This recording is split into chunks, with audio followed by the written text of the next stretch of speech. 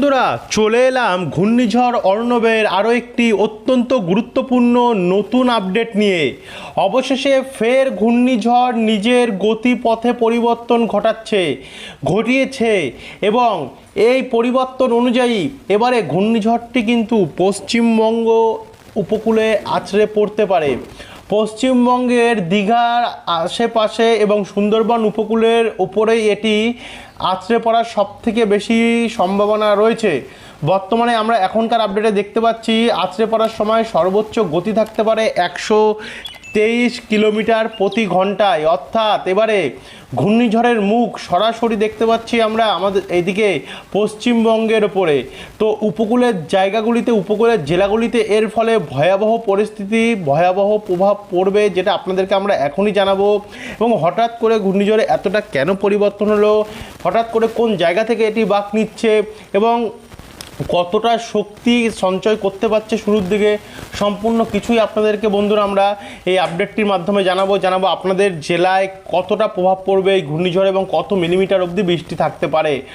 তো আপনারা ভিডিওটিকে অবশ্যই বিনা স্কিপ করে শুরু থেকে শেষ পর্যন্ত দেখতে থাকুন। এর সম্বন্ধে, ঘূর্ণিঝড়ের সম্বন্ধে সমস্ত তথ্য পেতে হলে ভিডিওটি কোন জেলা থেকে দেখছেন, আপনাদের জেলায় আজ আবহাওয়া কন্ডিশন কেমন চলছে, নিচে আমাদেরকে কমেন্ট বক্সে কমেন্ট করে জানাতে ভুলবেন না। এবং ভিডিওটি ভালো লাগলে লাইক করে দিয়ে ভিডিওর নিচে একটি লাল কালারের সাবস্ক্রাইব বাটন আছে, ওটাতে অবশ্যই ক্লিক করে দিয়ে পাশের ঘন্টির চিহ্নটাতেও প্রেস করতে ভুলবেন না। তো চলুন এবারে ভিডিওটিকে শুরু করি। সর্বপ্রথম আমরা চলে আসি এখানে, আমরা আপনাদেরকে পুরো A to Z পরিবর্তন দেখাবো। আর দেখতে পাচ্ছেন আপনারা ঘূর্ণিঝড়টি কিন্তু এবারে 7 তারিখ দেখাচ্ছে, অর্থাৎ অনেকটা পিছিয়ে গেছে কিন্তু এই ঘূর্ণিঝড়টি। বর্তমানে আমরা লেটেস্ট আপডেট অনুযায়ী যদি আমরা দেখি, এখানে বায়ুর ঝাপটা মোড়ে আমরা এগাতে থাকবো মোটামুটি ওই ধরুন 30 তারিখের পর থেকে। দেখুন আগে কিন্তু 30-31-এ প্রচণ্ড পরিমাণে জলীয় বাষ্প পূর্ণবায়ু কিন্তু আমাদের বঙ্গোপসাগরে ছিল। লেটেস্ট আপডেট অনুযায়ী 30-31 ক্রস করে গেলেও তেমন একটা প্রভাব থাকবে না। কিন্তু এবারে নতুন যে পরিবর্তনটা ঘটেছে, আগে ঘূর্ণাবর্ত তৈরি হচ্ছিল এই ইয়াঙ্গুনের এই উপকূল থেকে, এই জায়গাটুকু থেকে ঘূর্ণাবর্তটি তৈরি হচ্ছিল। গতকালের দুপুরের আপডেটেও আমরা আপনাদেরকে দেখিয়েছিলাম এবং সন্ধ্যের আপডেটেও দেখিয়েছিলাম। কিন্তু আমরা এখনকার যদি আপডেটে দেখি, দুপুরের আপডেটে আপনাদেরকে আমরা তুলে ধরেছিলাম, সন্ধ্যাবেলার আপডেট অতটা আমরা ভালোভাবে দিতে পারিনি। তো এখানে 1 তারিখের মধ্যে আমরা যদি দেখি, দেখুন এবারে কিন্তু ঘূর্ণাবর্ত তৈরি হওয়ার প্রক্রিয়া শুরু হচ্ছে 1 তারিখে। 1 তারিখে এটি বাংলাদেশের দক্ষিণ ভাগ দিয়ে কিছুটা অংশে আমরা দেখতে সমুদ্রের গভীরে, এবং এদিকে মায়ানমার উপকূলের সামনে থেকে, একদম উত্তর পশ্চিম মায়ানমার উপকূলের সামনে থেকে এবারে ঘূর্ণাবর্তটি তৈরি হচ্ছে। আগে আমরা দেখছিলাম দক্ষিণ পশ্চিম মায়ানমার, কিন্তু এখন দেখা যাচ্ছে যে উত্তর পশ্চিম মায়ানমারে এবং মধ্যবর্তী অংশ থেকে এটি তৈরি হচ্ছে। 1 তারিখের মধ্যে এটি তৈরি হবে দেখুন আস্তে আস্তে করে, এবং 2 তারিখ থেকে কিন্তু এর যে শক্তি বাড়ানোর প্রক্রিয়াটা সেটা শুরু হবে। সেই সময় এর সর্বোচ্চ গতি থাকতে পারে 57 কিলোমিটার প্রতি ঘন্টায়। সবার প্রথমে এটি নিম্নচাপের দিকে এগোতে থাকবে 2 তারিখ নাগাদ। আগে এই নিম্নচাপটা তৈরি হচ্ছিল 29 কি 30 তারিখ নাগাদ, এখন হচ্ছে 2 তারিখ। দেখুন কতটা পিছিয়েছে এই ঘূর্ণিঝড়টি। তবে এখনও আপনাদেরকে বলে রাখবো, আমরা এটা 100% যে ঘূর্ণিঝড় হয়ে পরবর্তীকালে আছড়ে পড়তে পারে এমনটা আপনাদেরকে আমরা কোনো গ্যারান্টি দিচ্ছি না, কারণ আবহাওয়া পরিবর্তনশীল, নিয়মিত পরিবর্তন হয়েই চলেছে। এখানে 2 তারিখ থেকে আমরা যদি 3 তারিখে যাই, তো দেখুন নিম্নচাপে রূপেই থাকছে, হালকা নিম্নচাপ রূপে থাকছে, অত শক্তিশালী নিম্নচাপ রূপে 3 তারিখেও থাকছে না। 3 তারিখে এটি মধ্য বঙ্গোপসাগর, আগে যেটা আমরা দেখতে পাচ্ছিলাম এখান থেকে এখানে গা ঘেঁচিয়ে এখানে যাচ্ছিল, কখনো এখান থেকে এখানে যাচ্ছিল, কখনো এটা আবার এদিকে যাচ্ছিল এবং এদিকে যাচ্ছিল। কিন্তু এখনকার লেটেস্ট আপডেট অনুযায়ী আমরা দেখতে পাচ্ছি এটি পুরো একদম উপকূলের সামনে থেকে পুরো একদম দেখুন আপনারা মধ্য বঙ্গোপসাগরে কিন্তু চলে আসছে, এবং মধ্য বঙ্গোপসাগরে চলে আসার কারণে এটাতে দেখুন ব্যাপক হারে শক্তি বাড়বে।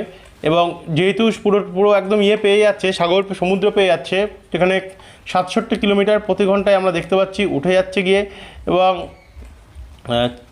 এখানে আমরা দেখতে পাচ্ছি দেখুন 67 কিলোমিটার উঠে যাচ্ছে। তো 3 তারিখের নাগাদ এটা, তারপরে একটু করে আমরা এগোতে থাকি। 4 তারিখের দিকে যদি যাই, তো 4 তারিখের মধ্যে এটার যে গতি এবং শক্তি সেটা বাড়বে। আগের আপডেটে দেখাচ্ছিল 1 তারিখ দিয়ে শক্তি বাড়তে পারে, এখনকার আপডেট বলছে যে 4 তারিখ দিয়ে শক্তি বাড়তে পারে, এতটাই পরিবর্তন এসছে। তো 4 তারিখে এর সর্বোচ্চ 77 কিলোমিটার হতে পারে বায়ুঝাপটা মোড়, বায়ুমোড় অনুযায়ী 58, মানে এখনও ঘূর্ণিঝড়ে এটি রূপান্তরিত হয়নি। তো আবার আমরা এগিয়ে যাব একটু বায়ুঝাপটা মোড়ে গিয়ে, 12 সেপ্টেম্বর মোড়ে গিয়ে এবার যদি আমরা একটু এগিয়ে নিয়ে যাই, 4 তারিখ থেকে আমরা যদি 5 তারিখের দিকে এগোতে থাকি, 4 তারিখে সকাল 10টার পরে যে গতি বা শক্তি সেটা কিন্তু 95 কিলোমিটার বায়ুর ঝাপটা মোড়ে। এবারে আমরা বায়ু মোড়টা দেখে নেবো কত আসছে। বায়ু মোড় আসছে 70। 4 তারিখ সকাল 10টার পর এটি ঘূর্ণিঝড় অর্ণবে পরিণত হতে চলেছে। নতুন এবং লেটেস্ট আপডেট এটাই বলছে। প্রচণ্ড পরিবর্তন ঘটে গেছে। এই নতুন ঘূর্ণিঝড়ের ডেট চেঞ্জ হয়েছে, আছড়ে পড়ার স্থলও চেঞ্জ হয়েছে, তবে এখনও আরও চেঞ্জেস আসতে পারে। সেই সমস্ত চেঞ্জের আপডেটের জন্য আপনাদেরকে বলবো আপনারা আমাদের চ্যানেলটিকে সাবস্ক্রাইব করে রাখবেন। বাই চান্স যদি ঘূর্ণিঝড়ে আরও পরিবর্তন হয় আপনাদেরকে আমরা জানিয়ে দিতে পারি। তো এই হচ্ছে বর্তমানের পরিস্থিতি। তো এবার আমরা দেখে নিই কোন দিকে কোন রুট দিয়ে যাচ্ছে। আপনাদেরকে দেখিয়ে দিলাম যে হঠাৎ কোথা থেকে এতটা শক্তি সঞ্চয় হয়ে গেল, কেন বাংলার দিকে আসছে। কারণ ঘূর্ণিঝড়ের যে ঘূর্ণাবর্তটি প্রথমে সেটা কিন্তু তৈরি হচ্ছে অন্য জায়গা থেকে আর চলে আসছে পুরো সেন্টার মধ্য বঙ্গোপসাগরে, উত্তর মধ্য বঙ্গোপসাগরে। তারপরে সেখান থেকে আস্তে আস্তে 4 তারিখ থেকে যদি আমরা এগোতে থাকি, এটা একদম সিধা এগোচ্ছে, দেখতে পাচ্ছেন একদম স্ট্রেট এগোচ্ছে। সেই সময় আমরা যে গতি দেখি 100 কিলোমিটার অ্যাচিভ করে নিচ্ছে 5 তারিখে। 5 তারিখ ভোর রাত্রি নাগাদ এটি 100 কিলোমিটার গতি অ্যাচিভ করবে। আর এরই সঙ্গে সঙ্গে দেখুন পুরো বঙ্গোপসাগর জুড়ে জলীয় বাষ্প পুরো একদম চারিদিকে কিন্তু ছড়িয়ে ছিটিয়ে রয়েছে থাকবে, যার জন্য আমরা দেখতে পাচ্ছি যে উপকূল জায়গাগুলিতে, ভারতের পূর্ব দিকের রাজ্যগুলি উপকূলগুলিতে ব্যাপক প্রভাব থাকবে, তারই সঙ্গে মায়ানমারও থাকবে। তো 5 তারিখ থেকে এবার আমরা 6 তারিখের দিকে এগাবো। 5 তারিখে সকাল 11টার সময়ের যে সর্বোচ্চ গতি সেটা কিন্তু 107 কিলোমিটার উঠে যাবে, মানে সিভিয়ার সাইক্লোনিক দিকে আবার একবার এগোচ্ছে, সিভিয়ার সাইক্লোনিক স্টর্মের দিকে। তো এখান থেকে আমরা একটু একটু করে এগিয়ে যাব। এগিয়ে যেতে যেতে দেখুন এখানে সন্ধ্যেবেলা নাগাদ যদি যাই তো সন্ধ্যেবেলা একটু কমবে, শক্তিটা কিছুটা কমতে পারে, নর্মাল সাইক্লোনিক স্টর্মে পরিণত হবে। তারপর আবার 6 তারিখ নাগাদ গিয়ে এটি শক্তি বাড়াতে থাকবে, কখনো শক্তি বাড়াবে শক্তি কমাবে, এই করে এটি এগোতে থাকবে। কিন্তু যেটা আমরা দেখতে পাচ্ছি 6 তারিখ থেকে কিন্তু উপকূলের প্রভাব পড়া শুরু হয়ে যাবে গিয়ে, যেমন ফ্রেজারগঞ্জ, গঙ্গাসাগর, নামখানা, কাকদ্বীপ, কেজুরি, হলদিয়া, কুলপি, ঝাড়খালি, গোসাবা, কুমিরমারি, বিষ্ণুপুর, বারুইপুর, কলকাতা। তারই সঙ্গে এখানে শ্যামনগর, মাঠবেড়িয়া, লালমোহন, বরিশাল, মতিরহাট, তারপরে হচ্ছে খুলনা, মতিরহাট, সেনবাগ, চিটাগং, মহেশখালী, চট্টগ্রাম, কক্সবাজার, এই জায়গাগুলোতে কিন্তু ব্যাপক হারের যে প্রভাব সেটা কিন্তু আমরা দেখতে পাচ্ছি। 6 তারিখের মোটামুটি এই হচ্ছে পরিস্থিতি। এবং আমরা যখন দেখতে পাচ্ছি যে 7 তারিখে যখন এটি আছড়ে পড়বে, আছড়ে পড়ার আগে পর্যন্ত কিন্তু আমরা যে গতি বা শক্তি সেটা দেখতে পাচ্ছি ব্যাপক হারে হয়ে যাবে গিয়ে। আছড়ে পড়ার সময় 123 কিলোমিটার সর্বোচ্চ এর গতি আমরা দেখতে পাচ্ছি এই ঘূর্ণিঝড় এর থাকবে। এবং এর ফলে দীঘা, মন্দারমণি অর্থাৎ পূর্ব মেদিনীপুর হয়ে চালখোলা, রামনগর, 7 মাইল, এগরা, মোহনপুর, বাজকুল, ডায়মন্ড হারবার, মহিষাদল, জয়নগর হয়ে এদিকে পাথর প্রতিমা, গঙ্গাধরপুর, রায়দিঘি, সুন্দরবন, হলদিবাড়ি, হলদিয়া, কাকদ্বীপ হয়ে কুলপি হয়ে এখানে বজবজ, কলকাতা, নিউটাউন, পানিহাটি, ব্যারাকপুর, চন্দননগর, হুগলি হয়ে উত্তর চব্বিশ পরগনা, বাদুড়িয়া, স্বরূপনগর, কাঁচরাপাড়া, চাকদা, রানাঘাট, এই সমস্ত জায়গাগুলিতে কিন্তু ব্যাপক হারে প্রভাব পড়বে। এবং একই সঙ্গে বাংলাদেশের কলাপাড়া, খুলনা, বরিশাল এদিকগুলোতে প্রচণ্ড প্রভাব পড়বে। তারপর আস্তে আস্তে যখন এই ঘূর্ণিঝড়টি এগোতে থাকবে, তারপরে এটা দেখুন পূর্ব বর্ধমান, পশ্চিম বর্ধমান, মুর্শিদাবাদ অবধি এর যে প্রভাব সেটা যাচ্ছে, হুগলি অবধিও যাচ্ছে। তো একটু একটু এগোতে এগোতে এটি কোথায় বাঁক নিচ্ছে, বাংলাদেশের বর্ডার মানে সুন্দরবনের ওপর থেকে সিধাসিধি এটি বাংলাদেশের বর্ডার ক্রস করে সাতক্ষীরার ওপর দিয়ে কিন্তু চলে যাচ্ছে। চলে যাওয়ার কারণে এর প্রভাব বাংলাদেশে তো অনেকটাই থাকবে। আপনারা জানেন যে কুমিল্লা, ঢাকা, ময়মনসিংহ এই জায়গাগুলোতে ব্যাপক হারের যে প্রভাব, বজ্রপাত সমেত বৃষ্টি, চিটাগং, মহেশখালীর দিকেও প্রচণ্ড পরিমাণের যে প্রভাব সেটা থাকছে।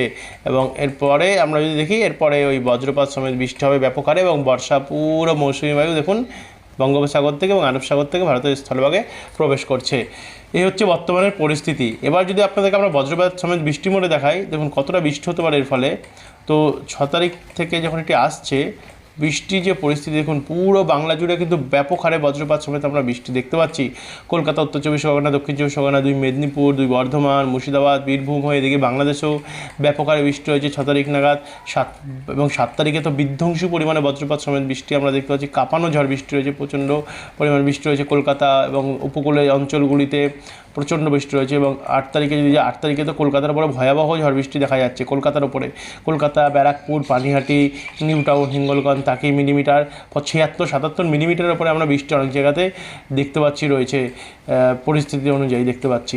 তো 8 তারিখেও ব্যাপক প্রভাব রয়েছে, 9 তারিখেও এর ভয়ঙ্কর প্রভাব থাকবে, এবং 10 তারিখে যদি যাই 10 তারিখেও এর যে প্রভাব সেটা থাকতে পারে। তো এই ছিল বন্ধুরা এখনকার আপডেট। আশা করি আপনারা জানলেন, বুঝতে পারলেন কোথায় কী পরিস্থিতি হবে কোথায় কী হতে চলেছে ঘূর্ণিঝড়ের সমস্ত কিছু জানিয়ে দিলাম। তো যারা এখন অবধি সাবস্ক্রাইব করেনি সাবস্ক্রাইব করে রাখতে বলবেন না বিকেলের আপডেটটি পাওয়ার জন্য, কারণ বিকেলে কিন্তু আবারও পরিবর্তন ঘটতে পারে। ধন্যবাদ এই ভিডিওটি দেখার জন্য, অসংখ্য ধন্যবাদ।